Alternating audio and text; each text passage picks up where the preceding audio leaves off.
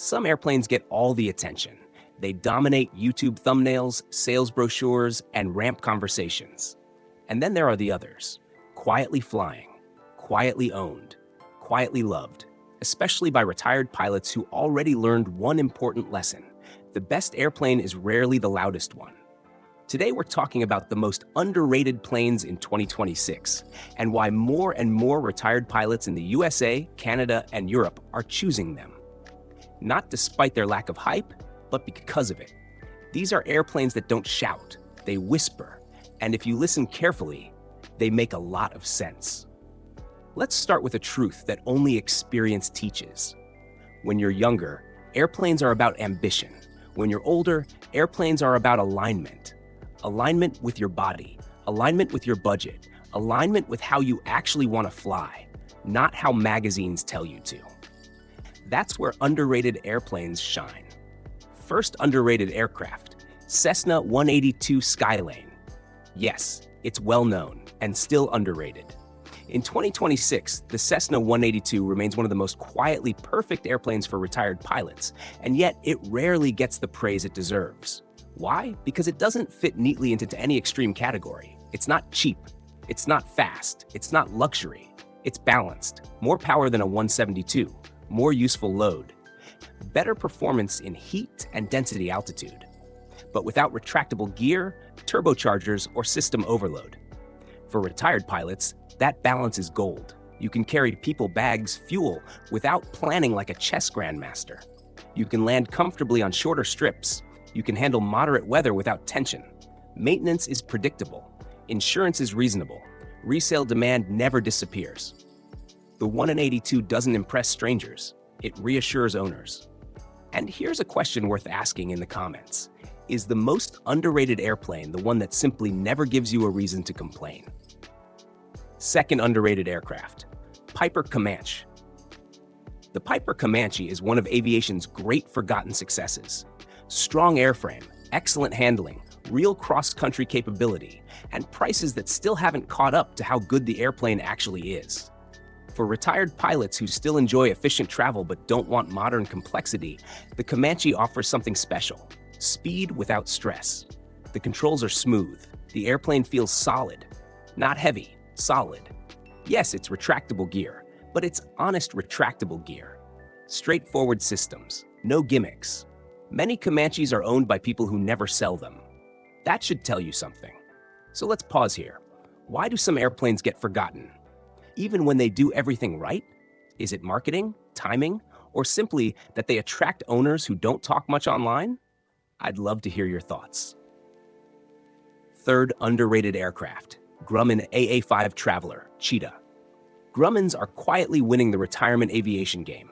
Lightweight, efficient, responsive, and surprisingly economical to operate. In 2026, fuel efficiency matters more than ever, especially for pilots flying on fixed incomes. The AA-5 series delivers speed per gallon that still impresses. The bonded aluminum construction eliminates many corrosion issues and keeps the airframe tight. Controls feel alive but not twitchy. For pilots who still enjoy flying, not just managing avionics, the Grumman feels honest and engaging. Yes, parts availability requires planning, but many retired pilots have something younger pilots don't: patience, and patience turns into savings. Here's a discussion worth having. Would you accept slower parts logistics in exchange for lower fuel burn and better handling?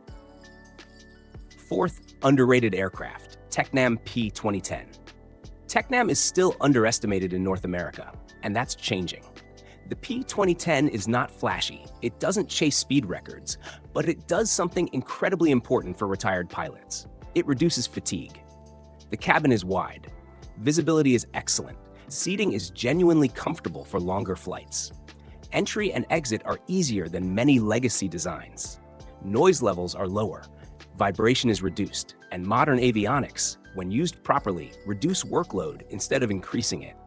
Operating costs remain reasonable compared to many modern aircraft. And the airplane feels designed by people who actually fly. For pilots transitioning from older airframes, the P-2010 often feels like a relief, not an upgrade that demands learning an entirely new philosophy. So here's a thought. Is modern aviation finally starting to respect older pilots? Or are pilots simply demanding better design? Fifth underrated aircraft, Mooney M20, normally aspirated models. Moonies are often misunderstood. People focus on speed, or tight cabins, or landing technique, and they miss the bigger picture.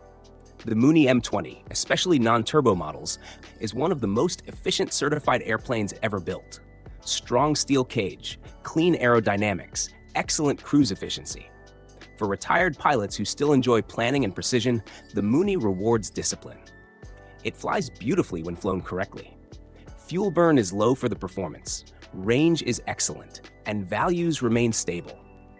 Yes, it demands respect, but many retired pilots appreciate that. It keeps skills sharp. So here's the question. Does an airplane need to be forgiving or engaging to keep you flying longer? Sixth underrated aircraft, Piper PA-28-235 Dakota. The Dakota rarely gets attention, and that's exactly why it's underrated. More power than a standard Cherokee, strong useful load, stable handling, and still simple. For retired pilots who want a low-wing aircraft with real carrying ability, but no retractable gear, the Dakota is a hidden gem. It handles weight well, it handles heat well, and it handles real-world trips without drama. Maintenance is straightforward, parts are available, and prices remain reasonable. It doesn't try to be exciting, it tries to be dependable. Which raises a bigger question. Why do we associate excitement with value when dependability is what actually keeps us flying? Seventh underrated aircraft, Cessna 210, normally aspirated early models. The 210 scares people, often unfairly. Yes, it's complex. Yes, maintenance matters, but the early normally aspirated models offer tremendous capability for the price.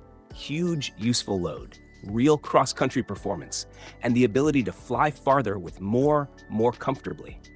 For retired pilots who still travel seriously and fly regularly, the 210 can be an incredible value. The key is ownership mindset. These airplanes reward involved owners. They punish neglect. So here's the honest question. Is an airplane underrated, or are owners simply afraid of responsibility? Let's step back. Notice the pattern. Underrated airplanes tend to share certain traits: balanced performance, honest systems, predictable ownership, less hype, more satisfaction. They don't promise transformation. They deliver consistency. Here's the truth many retired pilots discover. Flying later in life isn't about chasing something new. It's about protecting what you already love. The right airplane doesn't demand attention. It gives it back to you. Now, I want to hear from you. Which airplane do you think is the most underrated today? Have you owned one that surprised you in a good way? And which aircraft do you think gets too much attention? Share your experiences in the comments, because underrated airplanes don't become legends through advertising. They become legends through pilots who quietly refuse to sell them.